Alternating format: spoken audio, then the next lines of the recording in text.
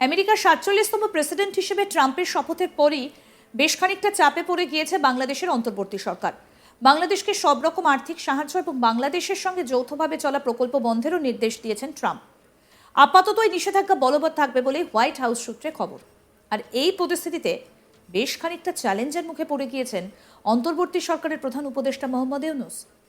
আমেরিকার কাছ থেকে গ্রান্ট বন্ধ হয়ে গেলে কিন্তু বাংলাদেশে বেশ কয়েকটা প্রকল্পের অর্থাভাব এমনিতেই দেখা দিতে পারে। এছাড়া অর্থাভাবের জন্যই নাকি ইউনূস প্রশাসন সরকারি কর্মীদের মাইনে দিতে পারছেন না। এ নিয়ে ইতিমধ্যেই রেলের রানিং স্টাফরা বিক্ষোভও দেখাতে শুরু করে দিয়েছেন। রেল পরিষেবা থমকে যেতে পারে গোটা দেশে, এমন পরিস্থিতিও তৈরি হয়েছে। এর উপর আবার বৈষম্য বিরোধী আন্দোলনকারীরা ইউনূসের বিরুদ্ধে বাসভবন অভিযান করেছেন। ইউনূসের বিরুদ্ধে স্লোগান তুলেছেন তারা। আর এই পরিস্থিতিতে এবার আদালতে বড় ধাক্কা খেল ইউনূস প্রশাসন। প্রসঙ্গত বলি, মঙ্গলবার ৪ ফেব্রুয়ারি ফের বাংলাদেশের আদালতে সনাতনী প্রতিবাদী সাধু চিন্ময় কৃষ্ণ দাসের জামিনের আবেদন খারিজ হয়ে যায়। তবে এদিন জামিন না পেলেও চিন্ময় কৃষ্ণ দাসকে কেন জামিন দেওয়া যাবে না সে প্রশ্নও তুলেছে বাংলাদেশের হাইকোর্ট। বাংলাদেশের অন্তর্বর্তী সরকারের প্রধান মোহাম্মদ ইউনূস সরকারের কাছে সেই প্রশ্নের উত্তর চেয়েছে আদালত।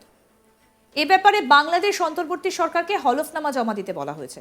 2 সপ্তাহের মধ্যে এই বিষয়ে হলফনামা দিয়ে জানাতে বলা হয়েছে ইউনূস প্রশাসনকে। বিচারপতি মোহাম্মদ আতোয়ার রহমান, বিচারপতি মোহাম্মদ আলী রেজার বেঞ্চ এই জবাব তলব করেছে ইউনূস প্রশাসনের তরফে। ফলে এই 2 সপ্তাহের মধ্যে ফের নিজেদের যুক্তি সাজাতে হবে ইউনূস প্রশাসনকে। আর যদি সেই যুক্তিতে আদালত সন্তুষ্ট না হয়ে চিন্ময় কৃষ্ণ দাসকে জামিন দেয়, তাহলে কিন্তু এটা সে দেশের সংখ্যালঘু হিন্দুদের পক্ষে একটা বড় বিজয় হবে। প্রসঙ্গত 2024-এর 25শে নভেম্বর সনাতনী প্রতিবাদী সাধু চিন্ময় কৃষ্ণ দাসকে রাষ্ট্রদ্রোহিতার অভিযোগে গ্রেফতার করা হয়েছিল। 26শে নভেম্বর চট্টগ্রাম আদালতে তার জামিনের আবেদন খারিজ হয়ে যায়। গত 3রা ডিসেম্বর জামিনের শুনানি থাকলেও কট্টরপন্থীদের হুমকির জেরে চিন্ময় কৃষ্ণ প্রভুর হয়ে কোনো আইনজীবী আদালতে হাজির হতে পারেননি। এরপর গত 2রা জানুয়ারি চিন্ময় কৃষ্ণের জামিন মামলার শুনানি ছিল চট্টগ্রাম আদালতে। সেদিনও জামিনের আবেদন খারিজ হয়ে যায়। আপনাদের শোনাবো চিন্ময় কৃষ্ণ প্রভুর আইনজীবী সৌমেন কুমার রায় কি বলছেন। সবাইকে নমস্কার জানাচ্ছি। আপনারা জানেন যে আজকে চিন্ময় কৃষ্ণ দাস ব্রহ্মচারীর আমাদের সারা বাংলাদেশের এবং সারা বিশ্বের সনাতনী আইকন, তার জামিন শুনানি ছিল মহামান্য সুপ্রিম কোর্টের হাইকোর্টে। আজকে শুনানি হয়েছে। শুনানি অন্তে বিজ্ঞ আদালত 2 সপ্তাহের রুল জারি করেছেন। পরবর্তীতে এই রুল শুনানির মাধ্যমে আমরা আশা করি যে তার জামিন হবে এবং আমরা ন্যায় বিচার পাব। আপাতত তার জামিনের বিষয়টা আরও কিছুদিন আমাদের জন্য অপেক্ষা করতে হবে। তা সবাই ভালো থাকবেন। যারা এই বাংলাদেশ সনাতনী জাগরণ জোট সহ বাংলাদেশের যে সকল আইনজীবীরা, প্রশাসনের কর্মকর্তারা যারা নিয়মিত আমাদের সাথে যোগাযোগ রাখছেন এবং আমাদের পাশে দাঁড়িয়ে আছেন, সবাইকে ধন্যবাদ এবং কৃতজ্ঞতা জানাচ্ছি। আমি আবারও আপনাদেরকে জানাচ্ছি যে 2 সপ্তাহের রুল জারি হয়েছে, এটাও একটা পজিটিভ দিক। সরাসরি হয়তো না মঞ্জুর করলে আরও বেশি সময় আমাদের লাগতে পারত। তা আমরা আশা করব যে এই 2 সপ্তাহের রুল জারি হয়েছে, আমরা এটাকে ব্যাকেট করে রুল শুনানি করে রুল ডিসপোজ করে আমরা বিজ্ঞ যারা সিনিয়র আইনজীবী আছে তারা শুনানি করবে এবং সেদিন চিন্ময় কৃষ্ণ দাস ব্রহ্মচারী জামিন পাবেন এবং আমরা ন্যায় বিচার পাবো সেই প্রত্যাশা করি। সবাই ভালো থাকবেন, সুস্থ থাকবেন। আমরা আশা করেছিলাম হয়তো এখানে আমরা জামিন পাবো, কিন্তু রাষ্ট্রপক্ষের যারা আছেন তাদের অতিরিক্ত অনেক বিরোধিতা, প্রবল বিরোধিতার কারণে বিজ্ঞ আদালত হয়তোবা রুল জারি করেছেন। হয়তোবা আমরা আশা ছিল যে আমরা জামিন পাবো, কিন্তু আমরা হতাশ হলেও আমরা আশাবাদী যে আগামী 2 সপ্তাহ পরে বা যেদিন শুনানি হবে, আবার রুল যেদিন ডিসপোজ হবে সেদিন আমরা জামিন পাবো। আমাদের প্রতিনিধি সুজয় ঘোষ কি প্রতিবেদন তুলে ধরেছেন এই বিষয়ে, শোনাবো এবার। মঙ্গলবারও জামিন পেলেন না বাংলাদেশের সন্ন্যাসী চিন্ময় কৃষ্ণ দাস।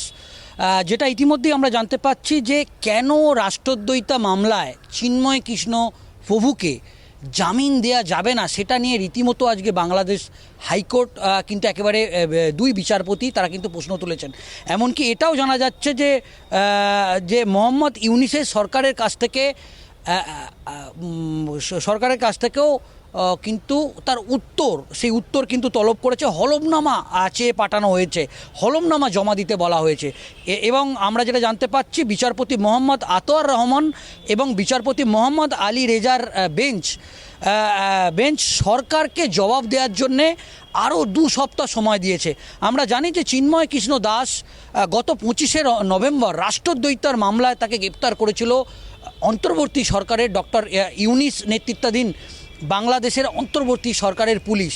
এবং তারপর থেকে আমরা দেখেছি গোটা বাংলাদেশ একেবারে উত্তাল হয়েছিল এবং তার রেস কিন্তু পড়েছিল ভারতে, বিশেষ করে পশ্চিমবঙ্গেও। আমরা জানি যে 26শে নভেম্বর চট্টগ্রাম আদালতেই বলা যেতে পারে পরিস্থিতি একেবারে উত্তপ্ত হয়ে যায় এবং তার আইনজীবী আলিফ তাকে ছিল।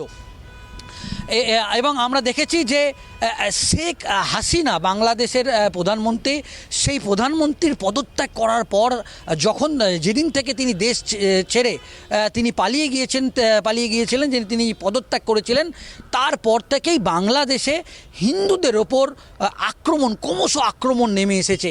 এবং আমরা দেখেছি যে একাধিক জায়গায় বাংলাদেশে হিন্দুদের ওপর আক্রমণের সেই ঘটনা কিন্তু সামনে এসেছে।